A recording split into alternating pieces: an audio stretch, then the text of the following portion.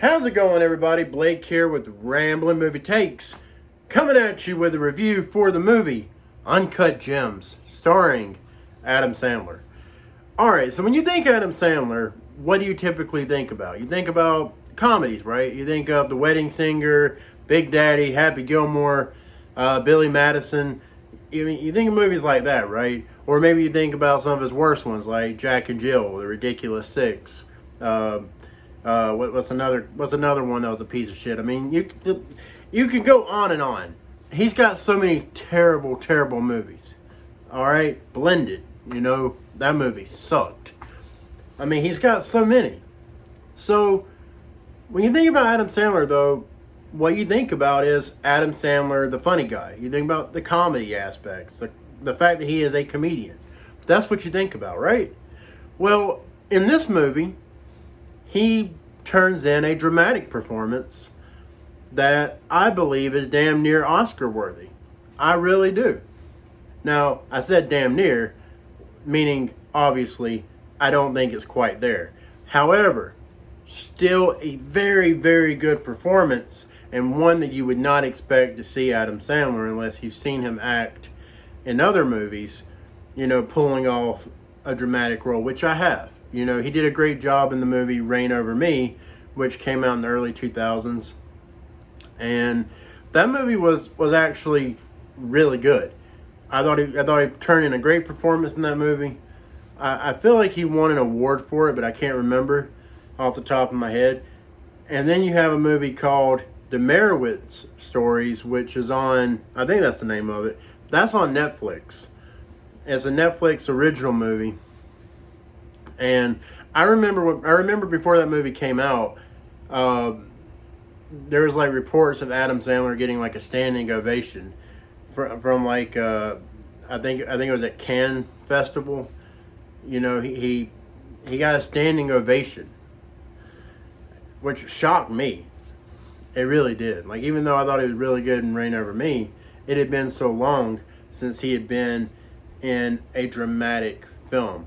I mean, you could kind of go back and look at Funny People and say that was a dramatic performance, I suppose, and it was.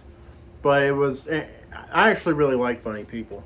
I think Adam Sandler is always his best in terms of comedy when he doesn't have to filter himself. When a movie's rated R, I think that's when Adam Sandler gives his best performances. When he has to adhere to a PG-13 rating, I think that's where he kind of But anyways, so Uncut Gems, it's the story of this character named Harold, played by Adam Sandler, Howard, I'm sorry. This character named Howard, who, he has a gambling problem, and he's basically gotten himself in a lot of trouble. And basically, he's got a lot of people coming after him. So, basically, the movie is centered around, this stone that has these uncut gems in it. That, I'm saying basically a lot. He basically, I don't want to spoil anything. I'm just trying to get to the premise. He's basically on the hunt for this uncut gem for the entire movie. And it's basically like a cat and mouse game where he's trying to retrieve it because, this famous basketball player is basically in love with it and just doesn't want to give it back. I don't want to spoil this movie. I don't like diving into plot details, but that's basically the premise. He's trying to get the rock back so that he can get it to auction and sell it and make money. So, yeah. There. So, I really like this movie a lot. I thought this was a really good movie. I feel like the ending could have been a lot better. The ending, I'm going to be honest, this was a great movie until the ending.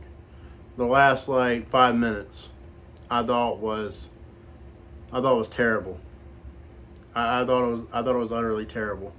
It's not the way you want a movie like this to end.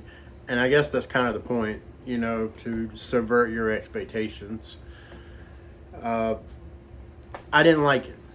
And I don't think a lot of people liked it in the theater that I was in. And it was actually a packed theater, surprisingly. I did not expect that many people to be in the theater with me when I went to see it, because the movie's been out for like 2 weeks now. But, you know, I figured it wouldn't be that popular of a movie. But it is Adam Sandler, and people love Adam Sandler. Even though I have my problems with him, you know, and the reasons why he's so popular, you know, the man's got a following. He's got a base. People want to watch his movies.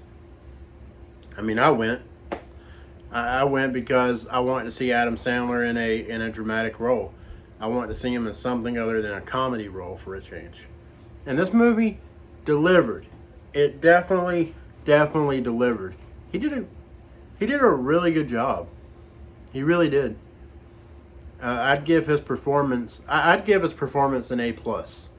He gave an A+ performance. But he's just not quite Oscar worthy, and I keep bringing up Oscar worthy because this movie is so obviously trying to be Oscar bait for Adam Sandler. It is trying so hard to be like a prestige film, and maybe some people think it is. It was put out by A24, and A24 is known for movies like The Witch and The Lighthouse. So, you know, those are your more art house type films. This one's definitely a lot different from those movies.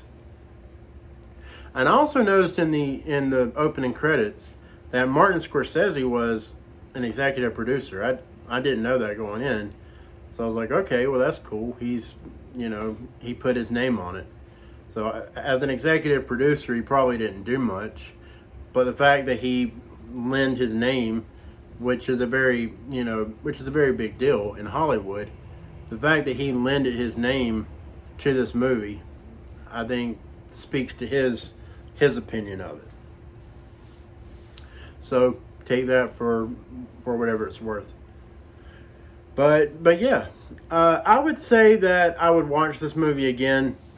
It's not a movie that I feel like you should rush out to theaters to see. I don't think you should see it just because you're an Adam Sandler fan, because truth be known, you may leave out unsatisfied with the movie, because it's I think a lot of people will go into this movie thinking it's a comedy, and it's just not. It's not. It's got some, you know, there are some comedic elements, but all in all, it's a dramatic film. So I would say, you know, definitely check it out. I would watch it again. I'll probably buy it. You know, it's actually, I don't know if I'd buy it. I don't think I will. I feel like this movie's probably destined for like Netflix, and I'll probably just watch it on Netflix. I just wasn't like, I was impressed by it, but I wasn't so impressed that I would go out and buy it on Blu-ray or digital. So, yeah. So anyways, that's my review. Hope you enjoyed it. I know I ramble on a lot, hence the name, Rambling Movie Takes. So, but hopefully you like this video. Hopefully you'll come back for more. Thank you for your support. Please like and subscribe. Hit that notification bell, because I would really like to see you next time. Have a good one.